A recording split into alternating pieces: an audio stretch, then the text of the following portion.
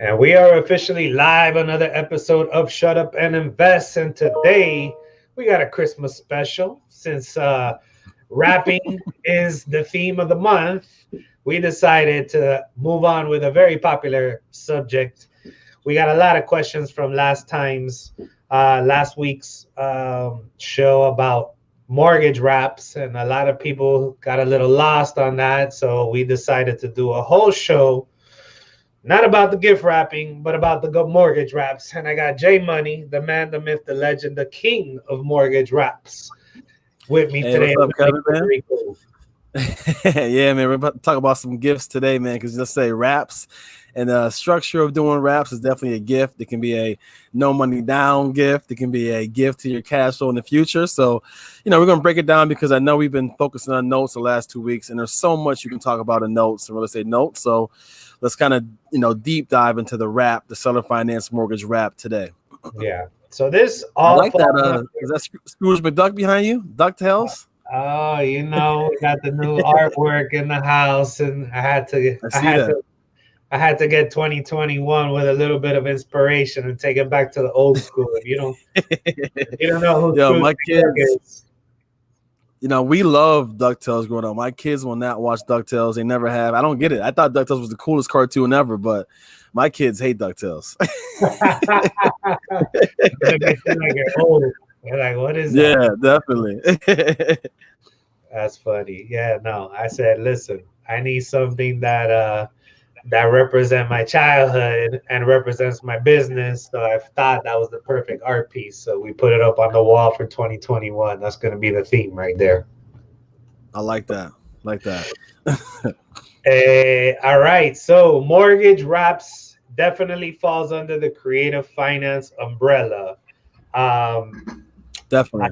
a lot of people are more familiar with lease option to buy, and that's not exactly a mortgage wrap, but it kind of solves or does the same purpose in a lot of ways, except that it already gives people ownership, whereas a lease option to buy, they are hoping to get ownership. But like the end result, if everything works out the way it's supposed to, kind of works very similar. So for people that are familiar with lease option to buys, this could potentially make sense to you once you learn the mortgage wrap game.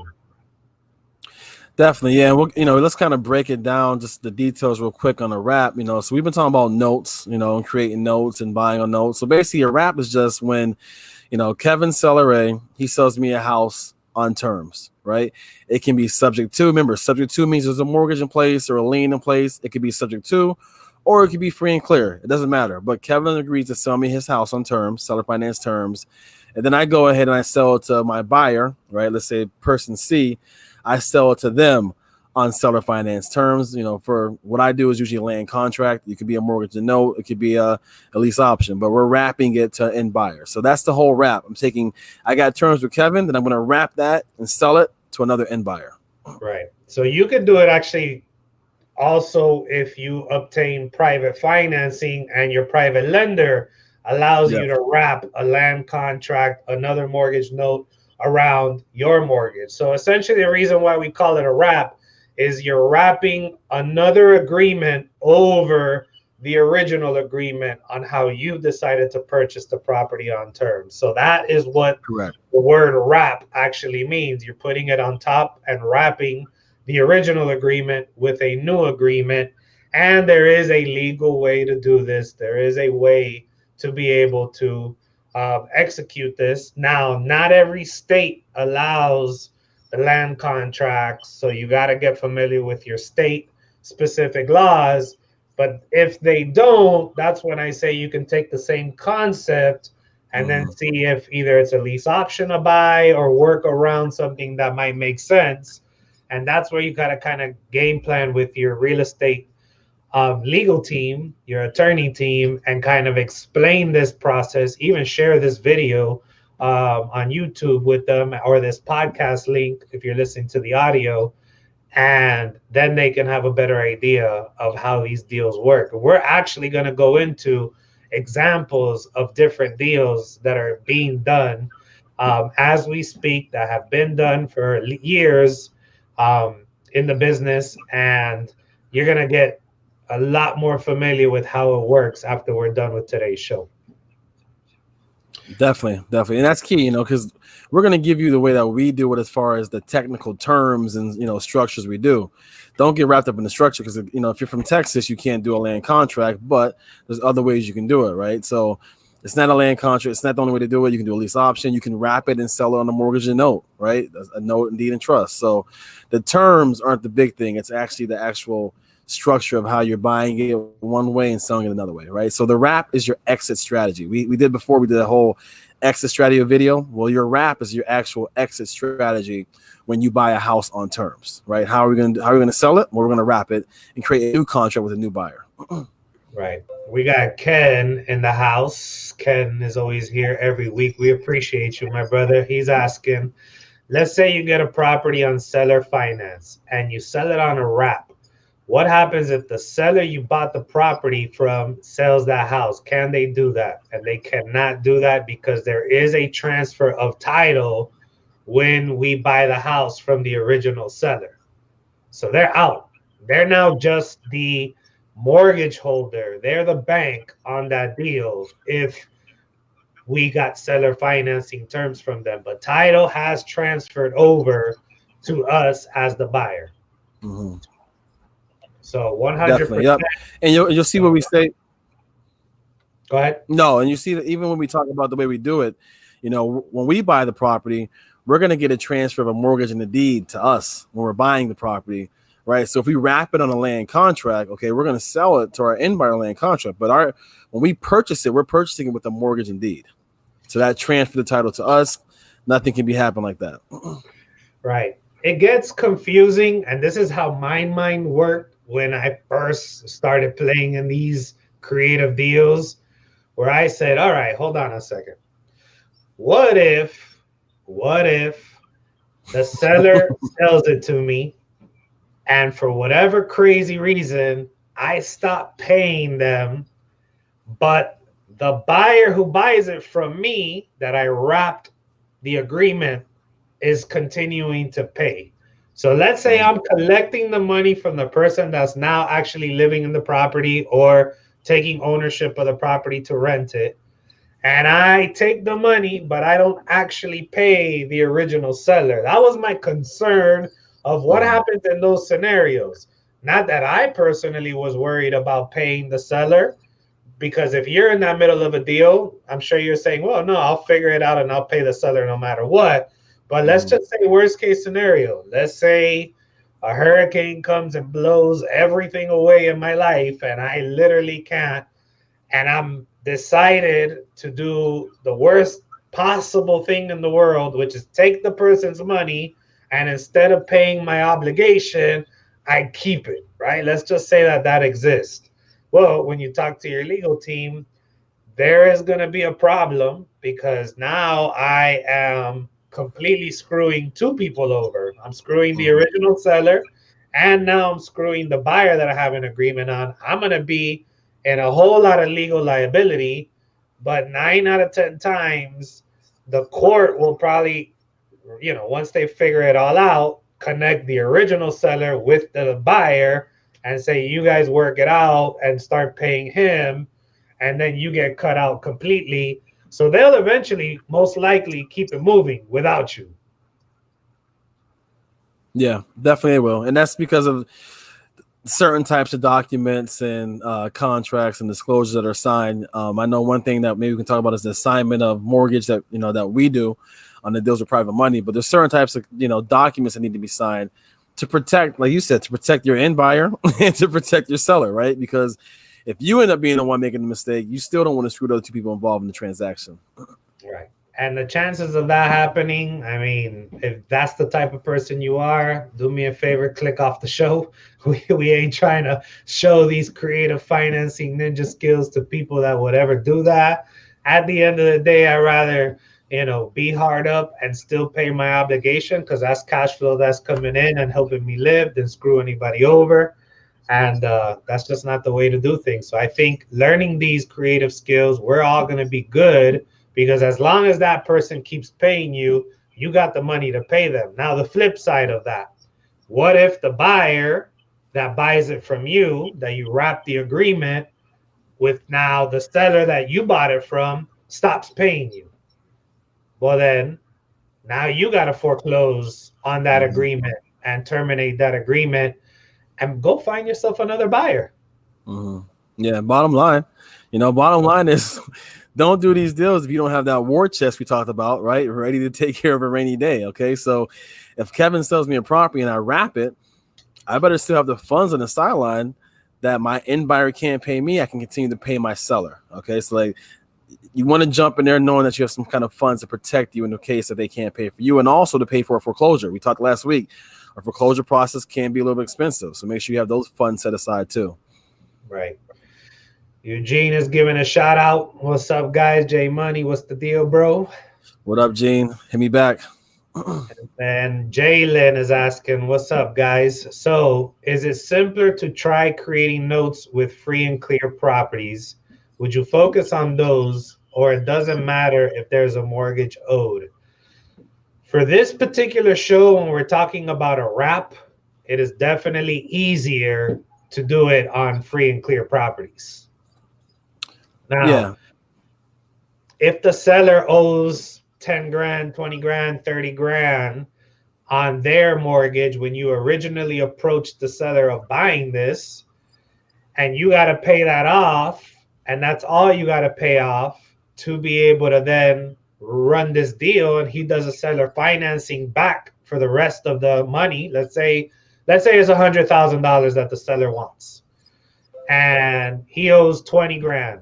If you can negotiate and it makes sense numbers wise to pay off that $20,000, give him 20,000 so he could pay it off, and then he turns around and does a seller financing for $80,000, and then you turn around and sell it and wrap your agreement with your new buyer around that $80,000 mortgage note that you have agreed on with the seller, well, then that works just the same. So it's not impossible.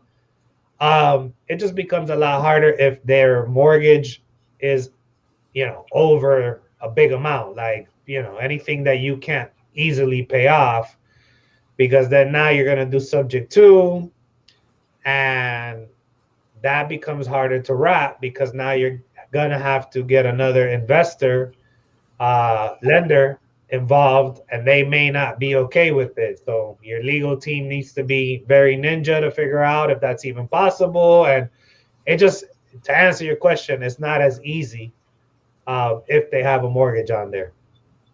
Yeah, it's not as easy. I mean, there are people who are wrapping subject to deals every day, so it can definitely be done. I mean, if you're asking what's easier, yes, it's always easier to deal with a free and clear home because there's less factors out there that can go wrong, So yeah, definitely it's easier. I would say that I wouldn't say to focus on one. I guess it depends on what market you're in, right? So the markets where we market to, there are a lot of free and clear homes, right? So honestly, I tell you all the time, we will do subject to deals, but there's so many free and clear deals that it's not that I don't have to go out there and focus on subject to deals, right, to get into a property with a little money down.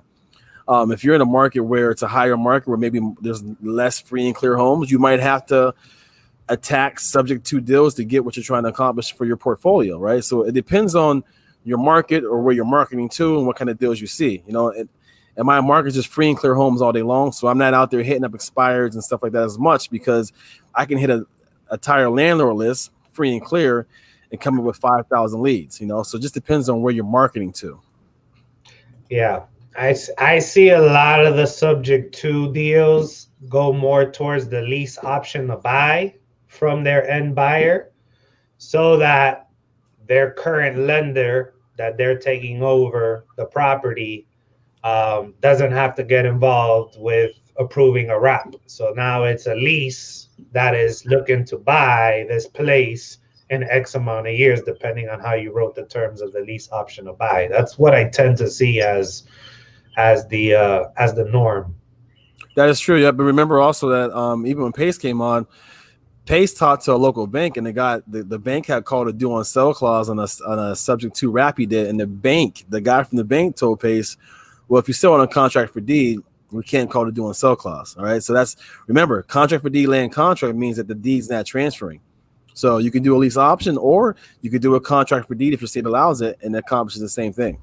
Correct. Yeah, that depends what state you're in for sure. Yep. A lot of what we're talking about, you guys are gonna have to talk to your real estate attorneys that are knowledgeable with creative financing. See if land contract is a thing. If not, see if they're familiar with lease option of buys. See if they're familiar with seller financing terms, and can kind of guide you and coach you in the right direction based off what we're talking about. No. We got Ken asking, so if you buy a house the traditional way and you sell that house, the bank gets what you owe them. I would think that would be the same with seller financing, right? Hope I'm not getting ahead of myself. Yeah, he's asking what if Kevin owes 50 grand to the bank You got cut and he off sells there. me his house for 70,000, the bank Kevin's a 20,000 closing costs. Right. So why don't you break down the idea of a land contract and how it actually works, so that they have a better idea of why, in a traditional sense, if you do sell and there is a transfer of title, that mortgage note is a lien on the property. So you have to pay off that mortgage note in the traditional sense every single time, because that's a lien against the property, and they're not going to remove the lien until they get paid off. So in that traditional sense, you always have to pay off the debt that's on the mortgage. Definitely. And you broke up for a little bit. You want me to break down a land contract transaction? You said that would be like that? Yeah, like how does land contract and why that works a little differently, because there's not an immediate transfer of title.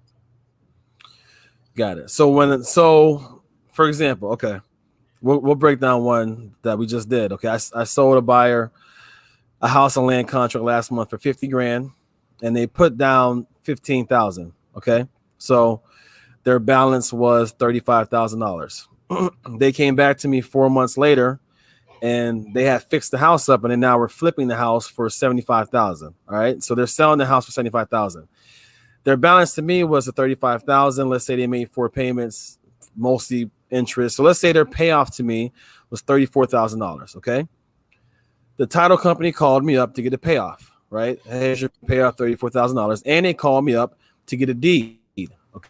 Because remember, the deed is still owned by me, the note holder on the land contract. So when the person who bought the land contract from me was selling it to their end buyer, they had to have a deed signed off by me that would transfer the property from me to them.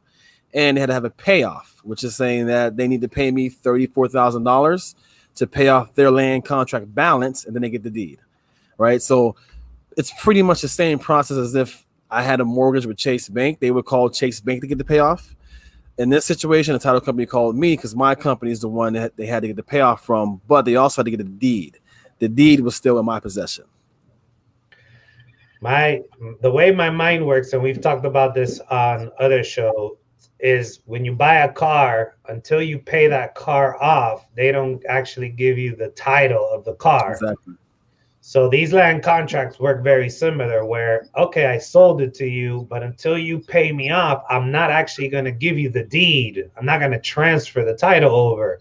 It's almost like a layaway plan, if you want to talk about it in kind of analogies that you can kind of understand. Yeah, you own it. This is going to be yours if you pay me everything that we agreed on. So Yes. Now you're on a payment plan, which is a note, a mortgage note. Mm-hmm. And I have, in this case with RAPS, I have a mortgage note as well that I'm paying.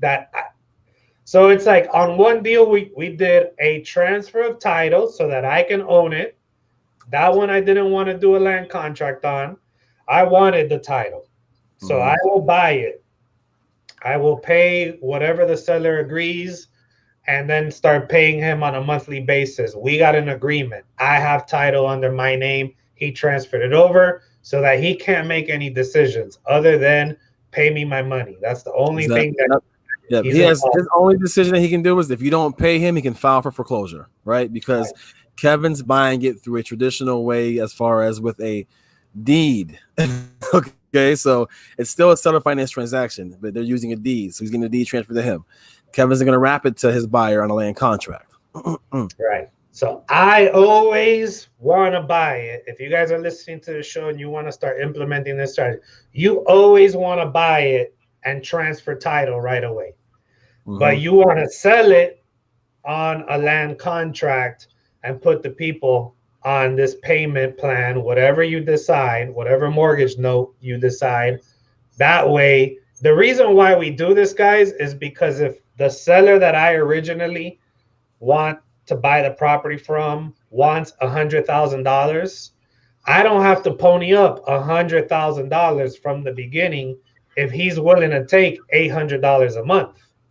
Because then I can say, okay, cool, I'll pay you $800 a month.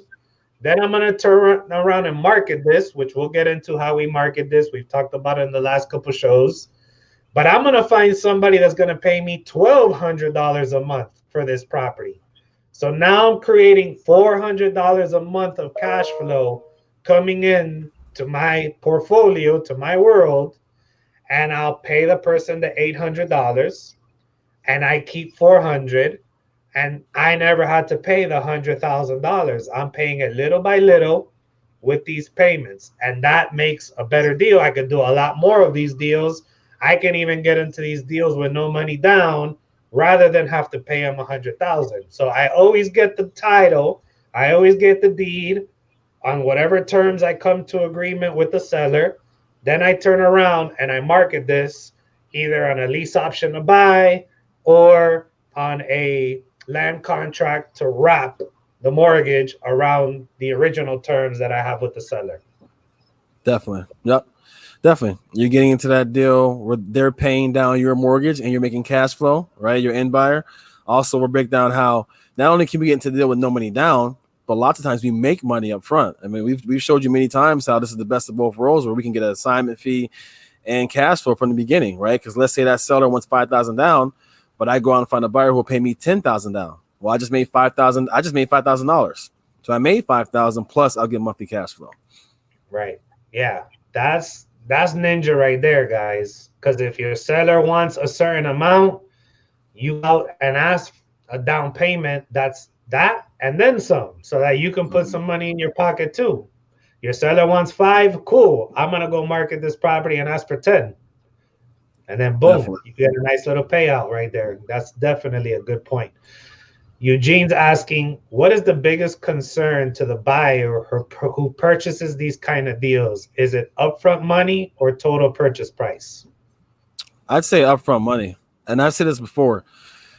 The end price to most of your wrap buyers, okay, unless it depends on who it is. If it's someone looking to flip the house, right, they're going to be concerned about the price that they're paying up front because they're trying to flip the house, okay?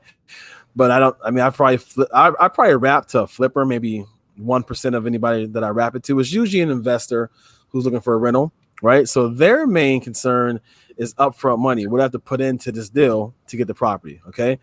Purchase price doesn't mean that much. If you make their monthly payment where they can cash flow per month off rent, they're not going to be worried about that much about price. It's going to be more about how much money do I need to put into that deal now to get into the property. So it's always upfront price, upfront down payment costing into the price. I mean, and guys, think about it like this. Did you care how much your car was total, or did you care how much your car payment was per month to fit within your budget? Mm-hmm. Most people focus on their monthly budget than they do total price. Even in regular traditional real estate, when we're doing loans, people will freak out when they find out that $10,000 less on a total price really only brings down their monthly payment like $50. Because they think, oh wow, I negotiated this down from $100,000 to $90,000. I saved $10,000. And yeah, if you flip it and you sell it, you definitely make that money. I am not saying that total price doesn't count. But at the end of the day, how much is it per month? Can I pay for it? Can I rent it? Can I cash flow? That is the number that people definitely are paying attention to when they're looking at these deals. 100%. I mean, we sell most of these deals over market value as far as the price point, right? Because the price point doesn't matter. Even when I market these and advertise them, I'm not even putting the price in there. I'm putting in the down payment and the monthly. Well, usually the monthly payment, right? Sometimes the down payment and monthly payment, but they're looking at, what is my monthly payment per month and how much money do I need to get this deal? That total price. They're not even looking at the amortization schedule to see if they pay $50,000 at 10% for 20 years. It's actually $150,000, right? They want to know what can I pay per month and can this deal cash flow? Correct. We got Sammy. Sammy, we appreciate you listening. And Sammy's asking, what if they have a house paid off, but they are behind on taxes? Does it still work the same as you pay off the delinquency? It's a very good question. Yeah, definitely. I mean, if the house is behind on taxes to where when you buy it, that tax bill is due immediately, you're going to need to pay the tax amount to get the property, right? If they're behind, let's say they're behind a year and that's not due right away, well, we can still buy the house and that tax bill, just understand you're going to assume that tax bill that's on top of your price, right? We've bought many properties where a homeowner's been behind on taxes, 2-3 years, and we've negotiated the deal down based off of what they owe in taxes, knowing that we can then go pay a year of taxes now and pay a year down the road, so it's not all up front. But yeah, that tax amount is going to be on you as far as, do I have to pay it now? Okay, let's say a seller wants $25,000, but he owes 10 grand in taxes and they're due now. Okay, where you're going to be negotiate, hey, I got to pay 10 grand now in taxes, so I can't give you much more in down payment on top of that, right? That's a negotiation tool to use. Yeah. Ken saying he's asking a ton of questions on these shows. He feels like an idiot, but he's fascinated with how this works. No, my friend, there is no dumb questions. You're actually doing everybody who's listening a favor, because we all ask these questions. So bring on the questions. They all are welcome. This gives clarity to something that's not common. And this really is a unique value proposition that you can go out into the market and make some serious money on. So this is how we learn, guys. This is how we do it. This is how you're going to go out there and take this. So we got to talk about this over and over. We've done a few shows on this, and it's extremely popular. So we just keep doing shows because the people want to keep asking questions and get more clarity to go out there and do it. And we had a couple weeks ago, we had somebody on the show that went out and did it based off of these shows and asking questions, and actually was able to use creative financing and doing notes to be able to close a deal. So, keep coming on, keep asking questions. We got Jalen asking, so is a land contract and a contract for deed the same thing? Example, market, Alabama. You would use either of those contracts doing seller financing and creating a note, right? Got it. So this is one we get all the time. Contract for deed is the general term, right? It's called a contract for deed. It can be called a land contract. In Michigan, we call it a land contract, right? Indiana, most Midwest states, they use the term land contract. Pennsylvania, we call it an agreement for sale, right? It's the exact same contract for deed concept. It's just called agreement for sale. Alabama it might be a contract for. So the terms are different. You're going to use whatever contract specific to your state, right? So your state might allow for a land contract, or it might be agreement for sale, or it might be a contract for deed, or you might not be able to do it at all in your state, right? So we know that too. So they all mean the same thing. Yes, it means that it's the layaway plan. I'm signing a contract for a deed in the future, right? It's all about, I'm giving you $10,000 now. I'm gonna pay you $800 a month over 15 years, and when I pay all this off, I'll get the deed, right? So that's why it's called a contract for deed. Yep. All right, we got somebody on Facebook saying, do you have a rule of thumb for how you price for end buyers when you're underwriting on the buy side? Do you say, okay, I can sell this for 110% monthly market rents and 110% market value to figure out what you can give sellers and what your spreads are before you buy a deal? This is a very good question. Awesome question. My rule, and it's not as exact where there's a formula with numbers. My rule is I want the end buyers. So here's two things. Am I selling it to an investor, which nine times out of 10 we are, or is it a homeowner, which if it's a homeowner, take extra steps, make sure you're right legally. But let's say it's an investor, for example. and the house can rent for $900 a month rent. Okay. I have to actually do the numbers to figure out what the principal, interest, taxes, and insurance, the PITI, right, that I can make work for that end buyer investor so we can still cash flow. Okay. So what we would do is we would want to have that PITI be able to be at $700 a month. Okay. So to my end buyer, I would market it for $700 a month so that they can make $200 a month in cash flow per month. Okay. Which means when I'm going to negotiate with my seller, I need to get my payment to be, probably around $350, $400 a month so that I can make my spread to my wrap buyer. Yeah. So you got to reverse engineer it. You got to find the rent first and then work backwards.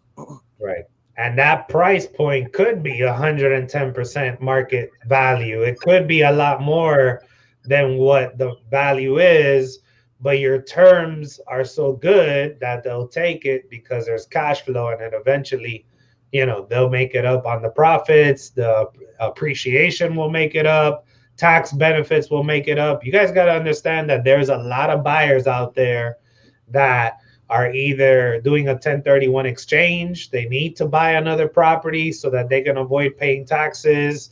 They are in a position where they need the write-off and they're looking for cost segregation. So they need to buy a property every single year, and they're looking for attractive terms, and they will be willing to pay a premium if the terms are right. And the fact that they don't have to jump through hoops with a bank because maybe they don't have exactly the qualifications and the guidelines that the bank requires is attractive to them. It makes sense. That's why they will do your deal all day long. Remember, we don't need to be perfect for every buyer. We just need to be perfect for that buyer. That's crazy you said that, because just today, we put a deal out today in on a bunch of Facebook groups. You get the comments all the time. So my dispo guy sent me a picture. The guy was like, he's like, what am I missing? Are these the before pictures before it's done?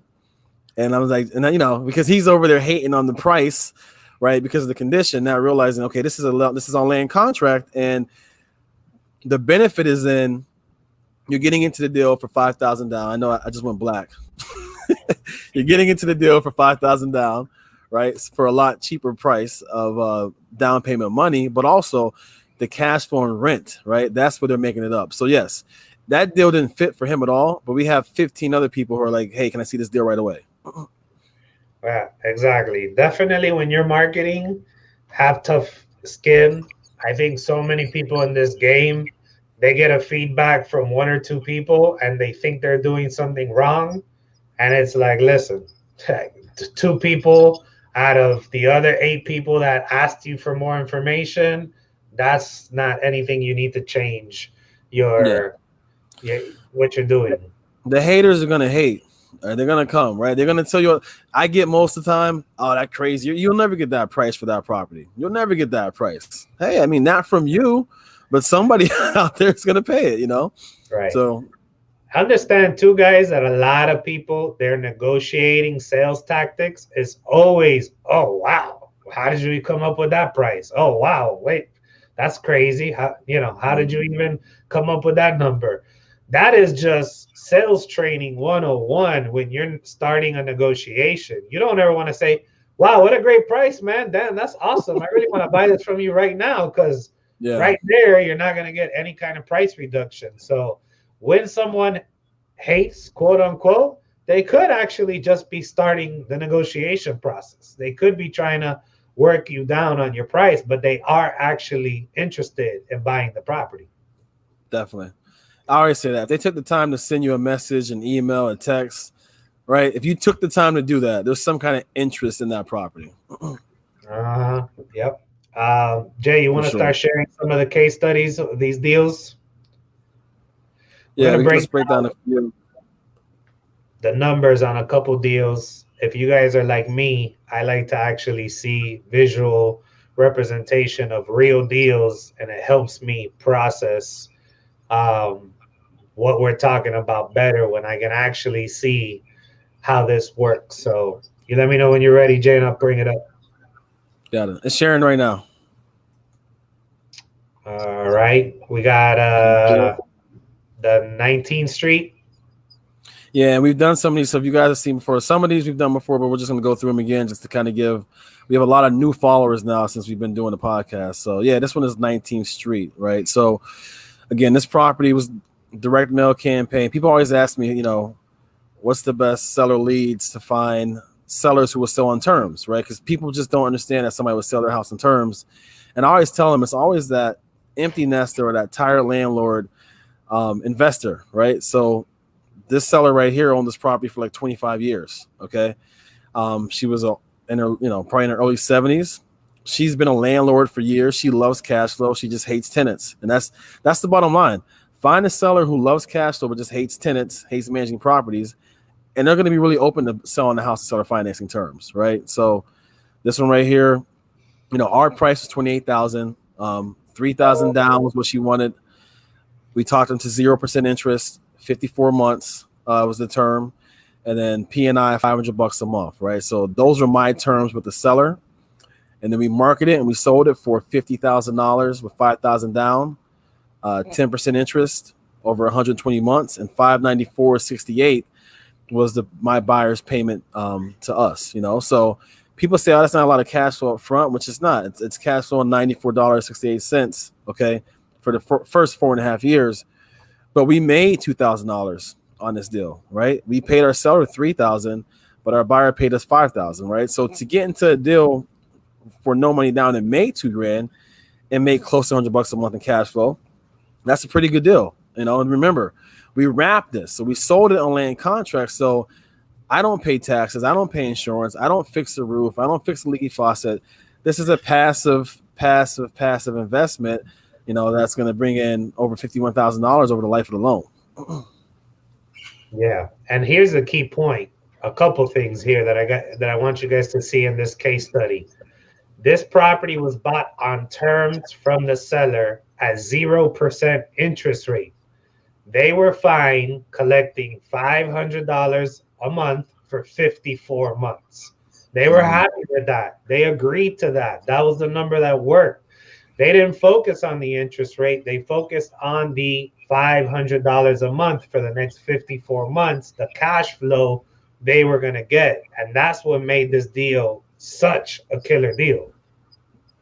It was. Because let's say the rent. So this property could probably rent for $800 a month, right? So my thing is, we're trying to find out what is she cash flowing, right? What is she cash flowing now? And usually I'll go under that number, but I might go a little bit closer. But I try to offer them that payment per month for P&I at 0% interest. Like we never put interest into the offer unless a seller requires interest. So we always offer that 0% first.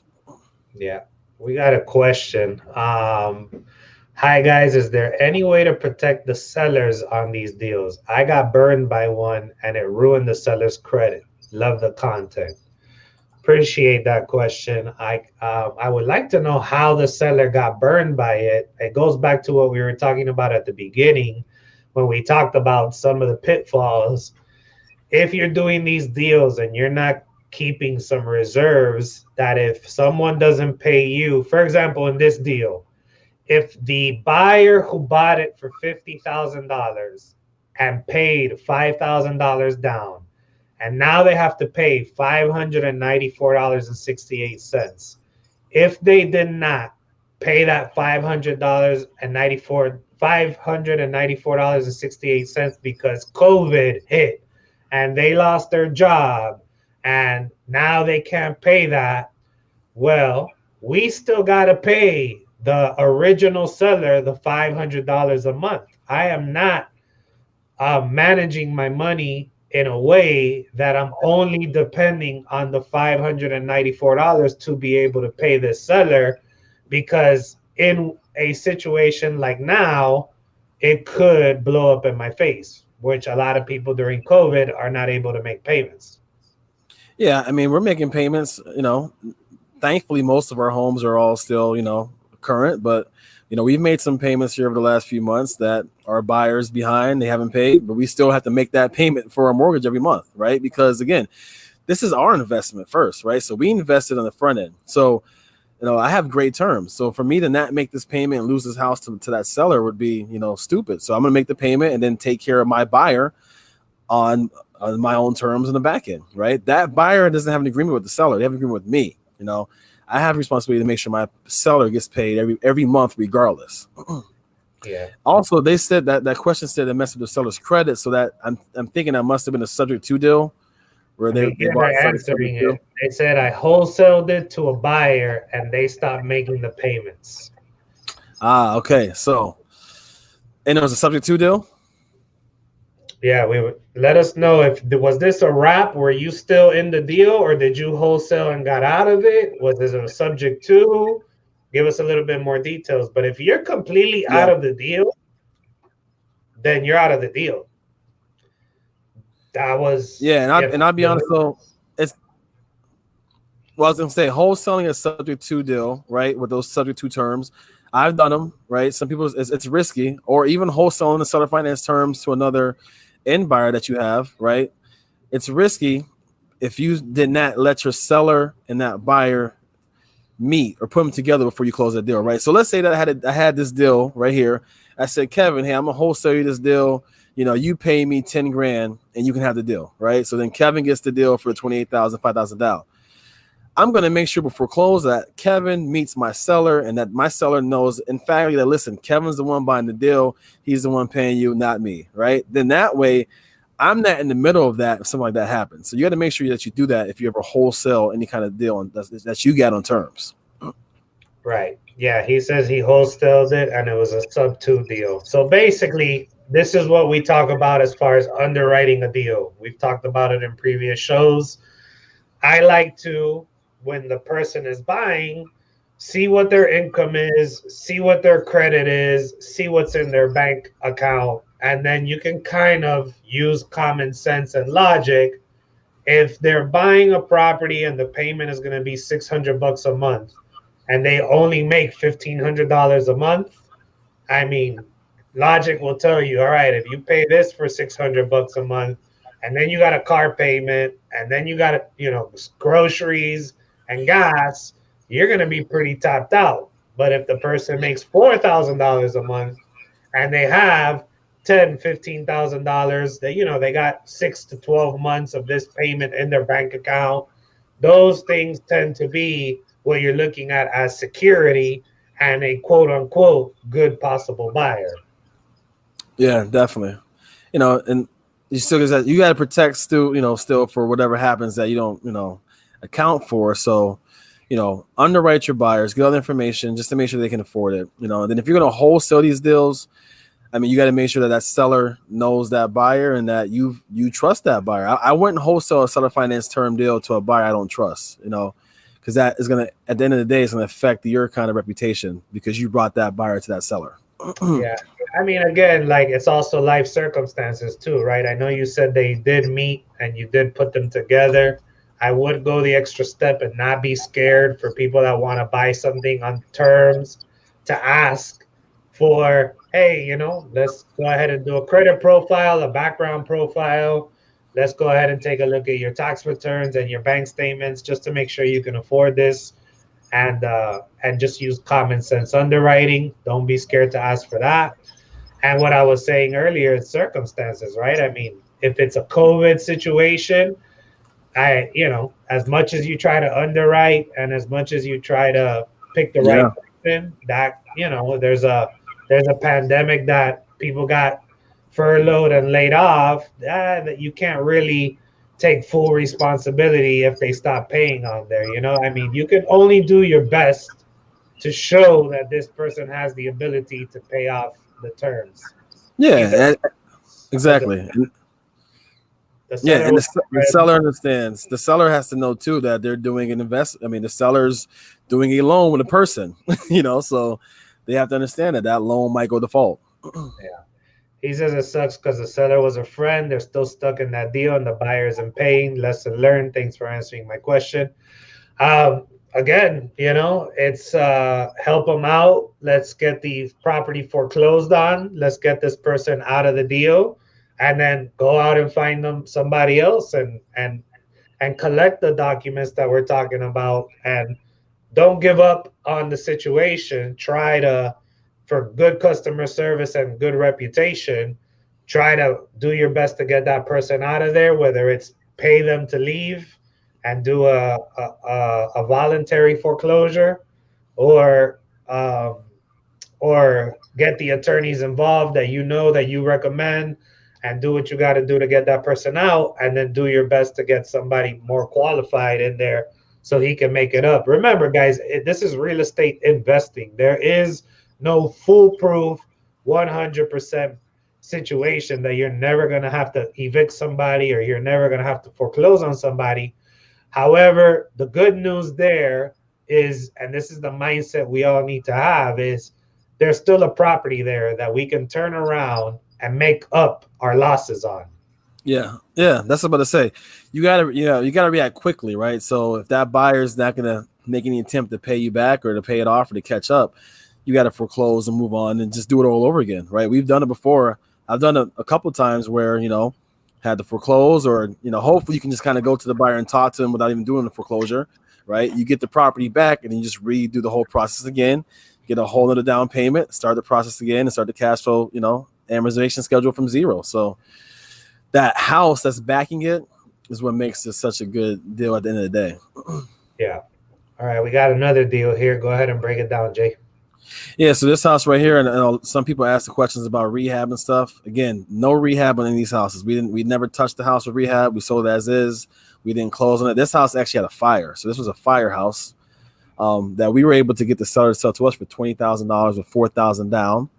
Right, this seller was an investor. They wanted interest, so we agreed to 6% interest, and 24-month period. Right, so 309.32 is our P&I that we had. That's actually a 2-month. It's a 24 months, so there's 2 years with a balloon at the end of 2 years. But we were able to sell that house for $60,000 with $7,500 down, 10% interest over 15 years. Right, so our P&I to our seller was 309.32. The P&I and the note we created was 564.17. So right there, just that closing, we made $3,500 at close between the down payment difference, and then it's cash flowing $254.85 a month, right?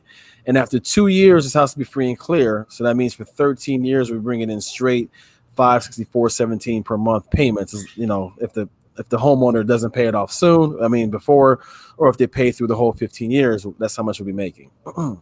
Right. That's the key here when you guys are structuring deals. That a couple things here. This was on a balloon, meaning you commit that after you pay this guy $309 a month for 24 months, that's not going to pay off the $16,000 that you still owe them. But you're telling them, I'll come up with the money. I agree to what they call a balloon payment at the end of 2 years, meaning that's it. The loan balloons and pops. It's time to pay the piper.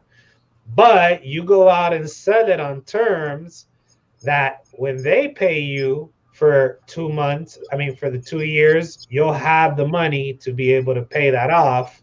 And now you have 13 years left because you sold it out of 15 years of straight cash flow.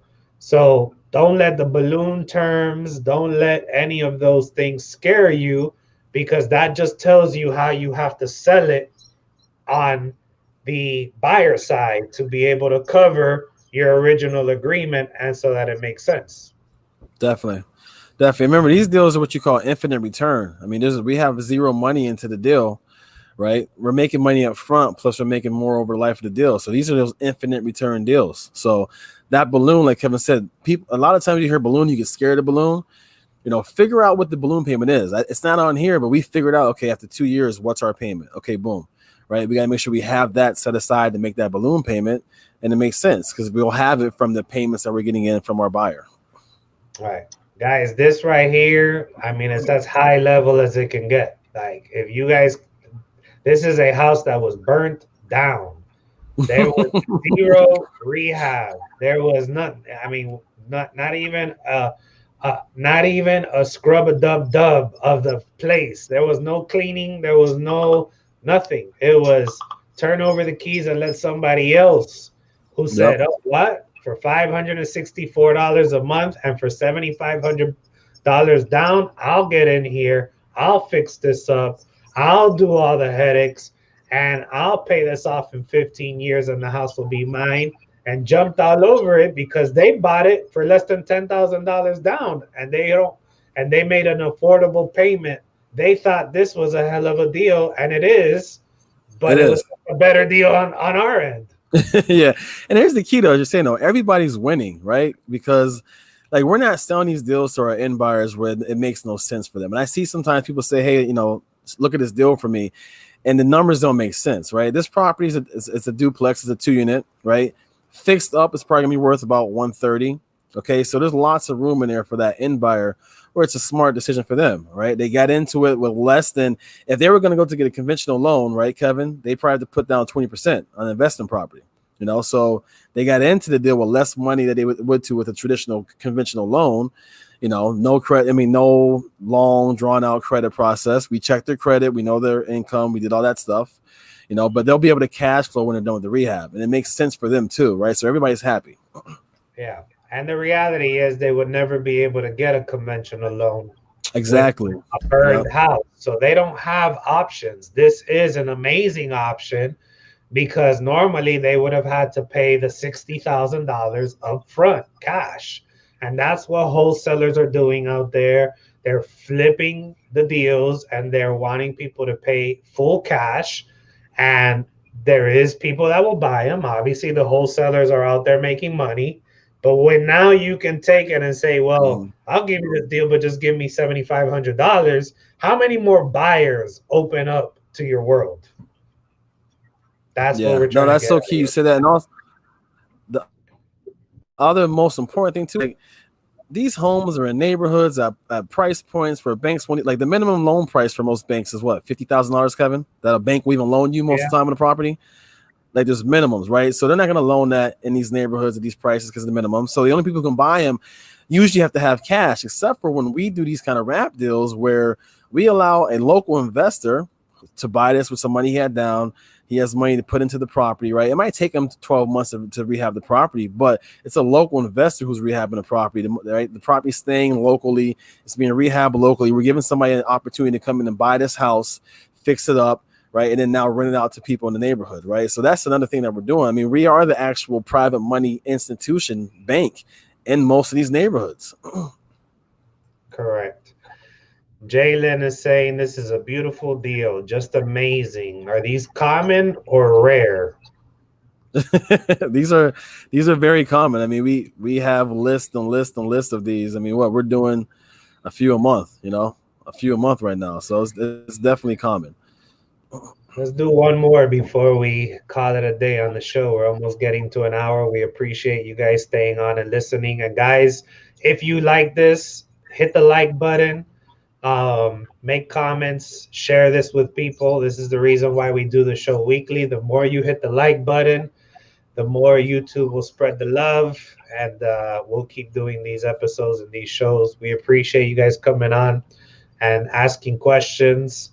And if you want to work with us directly on these type of deals, slide in our DMs, shoot us a message on Instagram or Facebook. We are partnering with people and doing these deals together. So if that's something you're interested in, go ahead and hit us up with a message and we'll tell you how that works. Yeah, here's one, Kevin. I want to give an example of ones that we do where private money finances the deal, right? So it's not always where we're getting terms from the seller, right? We might get terms from a private investor, right? So here's one on 17th Street. This one was done recently where we got the deal locked up with the seller for $30,000. The seller wanted cash, right? He didn't want to do terms, right? So we went and found some private money. Kevin found private money where we could get the $30,000 at 10% interest, 84 months. And the P&I was $498.04, right? So that was our terms, private money terms that we get with the private lender. So we then went out and marketed this property for sale for $50,000 with $10,000 down, 10% interest over 84 months, right? So what happened is our private money was 100%.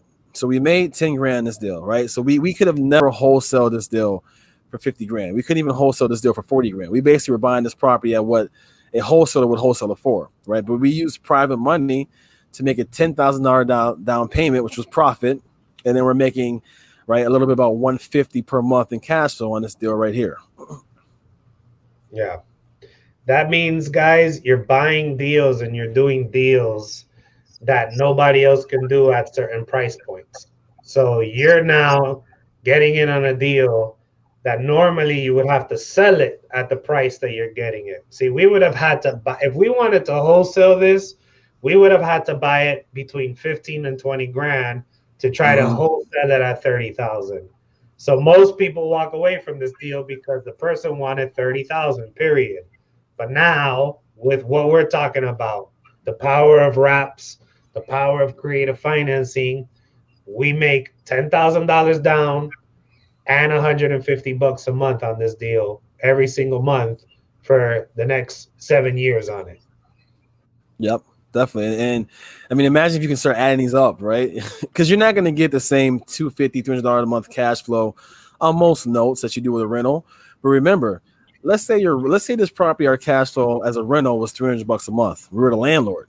I guarantee you're not making 300 bucks a month, right? Because you're paying for any kind of repair, you're paying for any kind of issue, you're paying for management. This is locked fixed income. If this homeowner pays us every month on time, we are getting this fixed payment right here. There's no expenses out of this deal on our side, right? And that's the power of actually creating a note and becoming the note holder instead of being a landlord. Be the bank, guys. So Talix is asking if we can get access to the slides. We're actually putting this and the slides and all these case studies together in a creative financing training. You guys have asked us for it, so we're actually working on that right now. That's going to be available in January. So we'll have that. We'll be talking about the creative financing. We're going to get this type of stuff. We're going to go deep with all the other shows you guys have seen, and we're going to put this all together in one place with the resources and everything you need. So that'll be in a month, guys. We're working on it as we speak. Um, Definitely. Addie's asking, how does home assessed value, not ARV, play in when wholesaling a note? Do you have to market the property at ARV price? Very good question. All right. So again, the assessed value doesn't play in at all for me. Now I know Gerard mentioned the assessed value, so we've had questions about that. He used that to help come up with the price because that was a unique property. There weren't many comps for that property. So when you can't find comps for a property, right, you might want to look at the assessed value. And you basically what you do is you get that assessed value, you times it by 2, and that's what the county says the property is worth, right? So for me personally, assessed value and ARV value are rarely ever even part of my formula because again, usually we're going to wrap these, just sort of finance these to an investor who wants cash flow or to a homeowner possibly, and it's more about that payment. So I look at payment way more than I do assessed value or ARV value. Right. So potentially, if the ARV, which is the after repair value, is 70,000, we could be selling this at $85,000, which is over the after repair value, simply because we're selling it at a 20-year term and the payment is less than what you can even rent it for. So that might make it so attractive that the buyer is going to give $10,000 down, and they're not going to care that they're paying 85,000 because what's their option? Go and buy something at 70,000, which is the value in the neighborhood, and then they can't get financing, or their payment is going to be more than what we're offering for whatever reason. So that is what the whole key to this, guys, is make the monthly payment so attractive on your numbers that the price becomes irrelevant. Yeah, and I know you hear ARV so much when you're wholesaling a deal. In the wholesale community, ARV is the biggest number, right? It's the most important number. We're trying to get you to realize ARV is not that important when you're dealing with seller financing and creating notes, right? And these other buyers that we're dealing with, because 9 out of 10, we're not doing this. We're not wholesaling to a flipper, right? So if you're going to rehab and flip, ARV is extremely important. If you're looking for cash flow, what brings me cash? Let's say it's an investor and you're looking at buying a stock, you're buying a seller finance deal, right? You're assessing where I can get the best cash flow from, right? Or a note buyer. A note buyer is looking at the paper, the terms. That's all they care about is the terms. They don't care about the ARV and stuff. They care about there's no ARV on that note when a note buyer looks to buy a note, right? They look at the interest rate, the length of the note, and what I can make per month. Right. Miss Jem, how are you? It's been a minute since I seen you on here. We appreciate you. So she's asking, how do we connect with the private lenders? All right, so Yeah. uh, you can hit me up in the DM. So you can inbox us. You can send us a message. Guys, when you're putting together these terms, when you have a buyer that's willing to pay you $600 a month, $1,200 a month, $1,800 a month, then it's easy to approach a private lender or someone you know in your network that has the money and say, hey, do you want to work out a deal where you make money here? Do you Mhm. want, if they're willing to pay $1,800, I'm willing to pay you $1,400 a month. If they're willing to pay 1,200 a month, I'm willing to pay you 700, 800 a month, 900, and now you're making the $300 difference. So once you have a buyer, you can then who wants to buy it from you on the terms that make sense. Finding a private lender becomes a whole lot easier because you're literally ready to come and say, which is what Gerard did. He basically Mhm. found the buyer who was willing to pay X amount of money, and then he found the person because he knew what the numbers were and he knew what he can offer. Yeah, no, 100%. I mean, when you have the actual, it's like you're presenting a presentation, right? If I come to a private lender and just say, "Hey, I'm starting to get in real estate. I'm looking for like 100 grand to go buy some houses, do this and that," they're gonna be like, "Okay, well, show me something you got, right? You haven't really done much." If I come to them and say, "Look, I have this buyer right here who will pay $50,000 for this house. He's gonna put 5,000 down.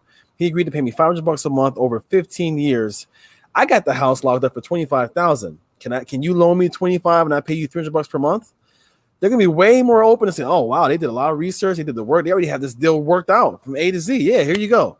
you know. And then the power is if they don't come through, we have this house for 25 grand that your note is backed by a private lender that we can do it all over again. So it's a lot easier when you have all those pieces in place. Correct. Talix is asking, in other words, seller financing is structured only for the note buyer and tenant buyer, not an actual flipper. I mean, you can do it for a flipper, it's just not common. Yeah. It's not common because, like I said, we did one that we sold last year. The guy flipped it. He paid us off a few months ago. So it happens, but the majority of these deals aren't going to fit the flipper because the flipper is looking strictly at ARV, right? We make most of our money in seller finance there by selling it close to ARV, if not above. Correct. All right, guys. I think today was another killer show.